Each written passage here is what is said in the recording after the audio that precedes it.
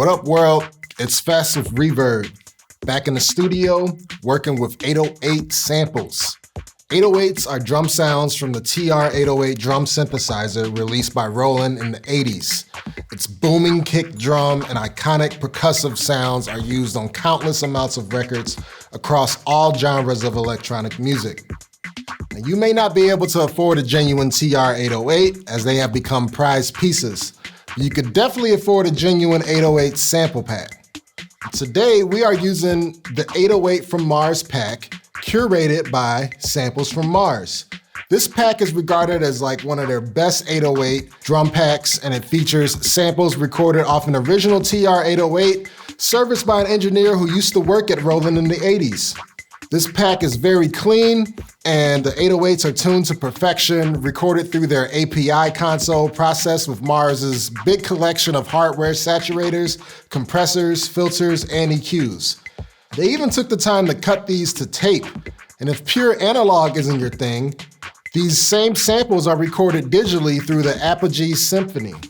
So there's a lot to offer in this 808 pack, including kit files for different types of production software, and it also includes the hard wave files to be used in desktop samplers like the MPC or the Roland MC707 or this Elektron AnalogRytm. This is the Mark II. This is actually my favorite drum machine at the moment. It's actually more accurately a drum synthesizer with the ability to sample and upload your own samples. So this thing makes good 808 sounding drums all on its own. They're very 808-like, just with its like own initial sounds. But we're gonna upload the Samples from Mars pack, and I'm gonna share a few tips on what I like to do when loading 808 samples in the hardware.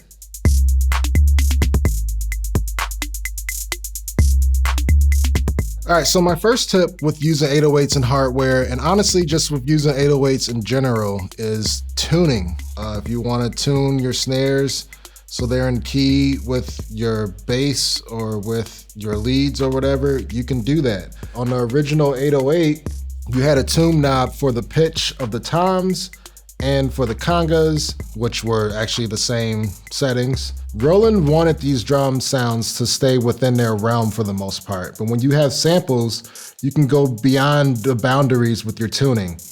So like when you're doing like hi-hat, trills, and ratchets, and lots of hardware samplers, particularly like this one, you can actually program all of the ratchets and like all of the actual pitch progressions, or just rolls as we call them, to your liking. This is something that you couldn't really do on the original 808, but of course you could do that with any DAW, and it makes it even a lot more fun to do it in hardware. So then you get that quintessential hi-hat roll that is so ubiquitous in rap beats that you hear today. Also, I would suggest tuning up your kick drum, or at the very least, having different notes for your kick drum. And you know, honestly, that's like a lot of bass lines that you hear in rap today. They don't even really use bass like you might think of bass. A lot of it is just tuned and pitched up or down 808 kicks. Then you could also tune up your clap. This is something that you could not do on the original 808.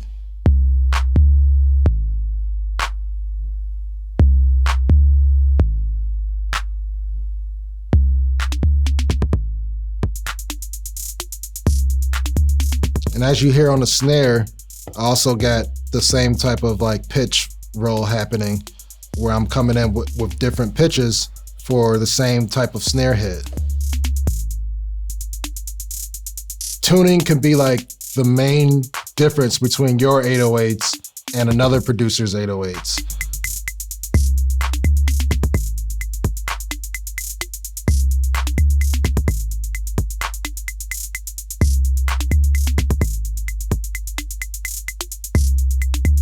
All right, so my next tip when uploading 808s and your sampler, adjust the decay. A lot of times when you're dealing with 808 samples, they sample the drum sound and they let the decay go fully. So like in this clap is really full, and it's because they really sampled the start and the end point of this clap all the way through. So adjusting your decay, or really when you're dealing with samples, like I said, you're really gonna be dealing with the sample endpoint a lot, and like this cymbal as well. Sometimes you might not want that whole long decay, so maybe turn your endpoint down a little bit.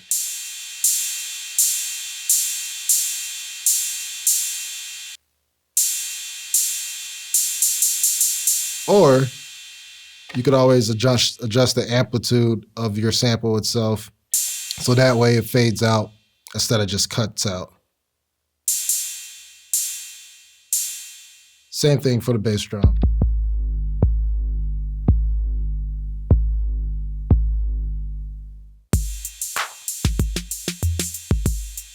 That cymbal is just like too much right now.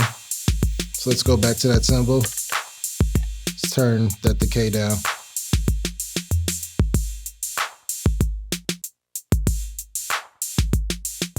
You know what, like I'm not even really liking this style of 808 pack, and that's what's cool about the samples from Mars packs. They got like 12 different styles of how they sampled the same TR-808.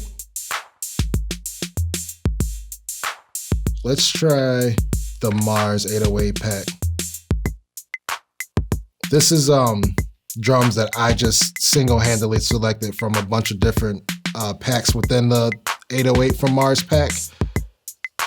This was kind of like my own personal favorite hits.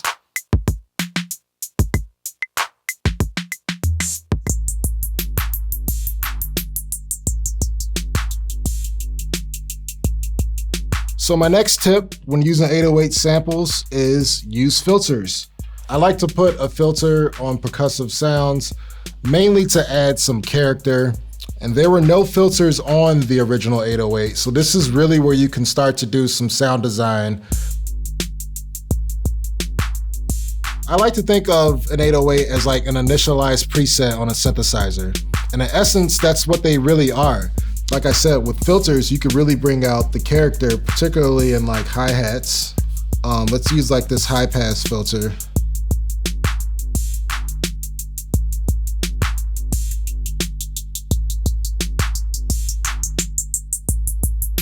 Maybe that's too much.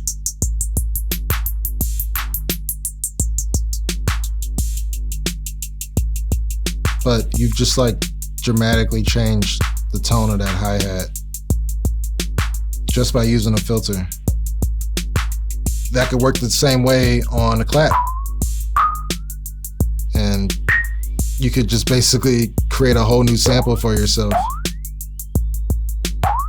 Obviously this is extreme.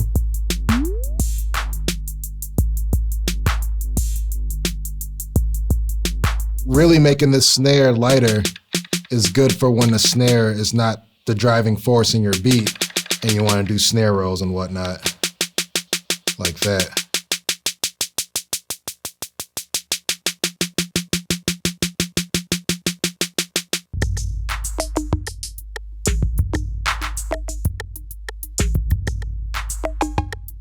So for my next tip for using 808s and samplers, use the dynamic effects.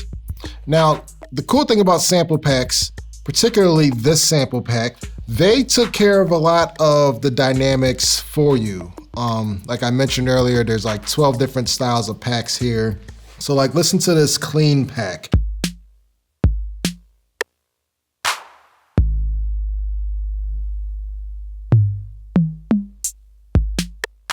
It sounds pretty straightforward, right? They even went as far as to cut them to tape like I was explaining to you earlier. So let's listen to those same clean samples, but cut to tape.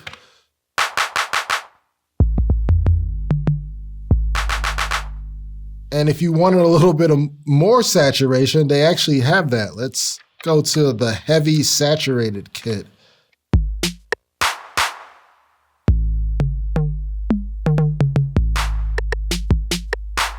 You could definitely use that to your advantage.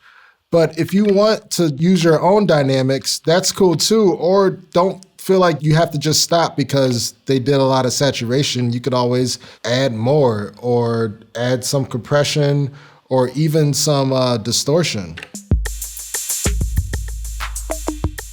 With this analog rhythm, the compressor is a master compressor, so it's parallel compression. So all you really got to do is just turn up the dry wet, and you hear it already going to work.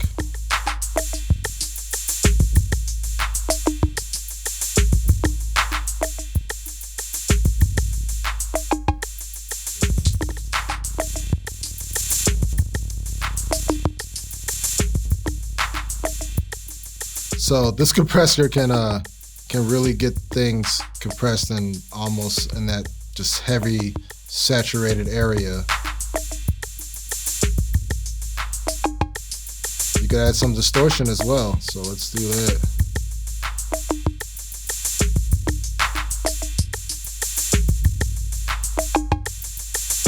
Just a little bit of distortion goes a long way.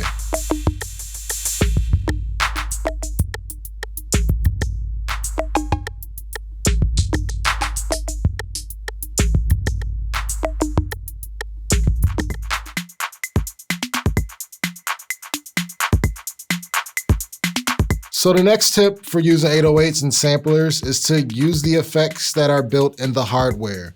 This is where we can go wild and take advantage of the hardware that we're using.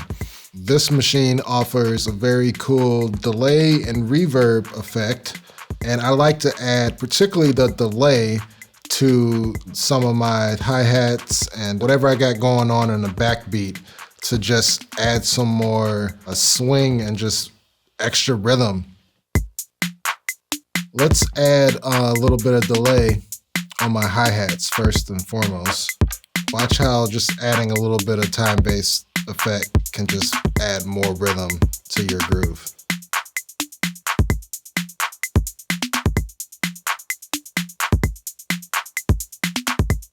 With the same delay, let's send my clap to that now, but maybe not as much.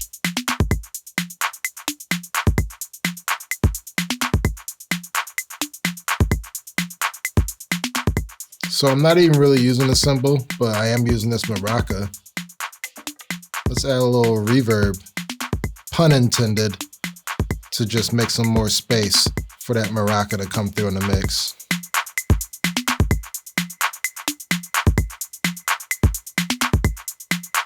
And this thing also offers overdrive and distortion like I was showing earlier, but I'm at reverb and I'm at the home of all pedals.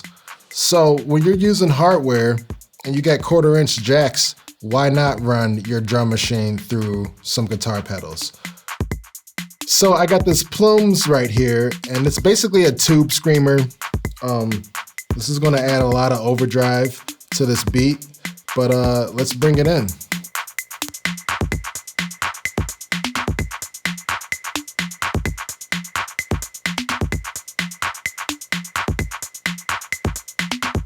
I got this Phase 90 phaser right here, and adding a phaser to an 808 groove, that is some real prime material right there. So let's bring that in.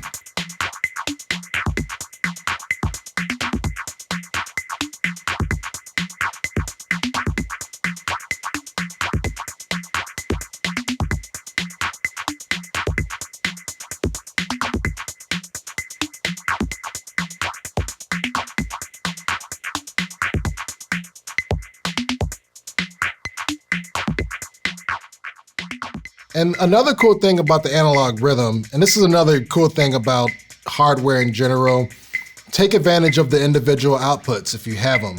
This analog rhythm offers 8 outputs. So if I wanted to, I could just have my hi-hats going to this phaser.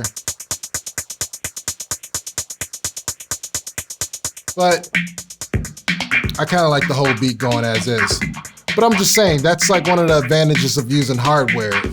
You can kind of route things the way you want to. The original 808 had individual outputs on them, and lots of producers would take advantage of that when it came to the mix and panning and using effects, using dynamics.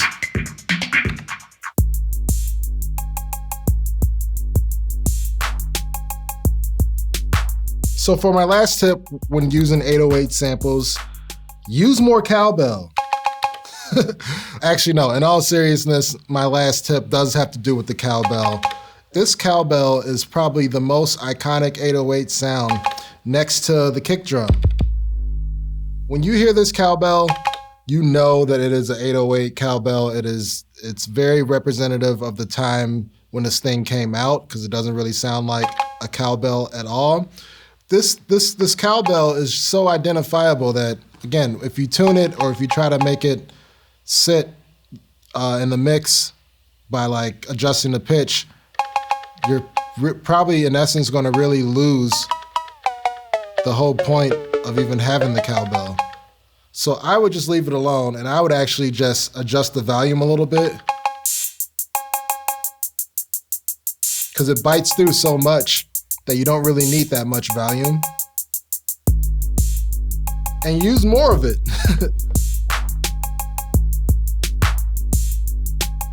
So yeah, respect the 808 cowbell. It is just as iconic as the kick drum, in my opinion.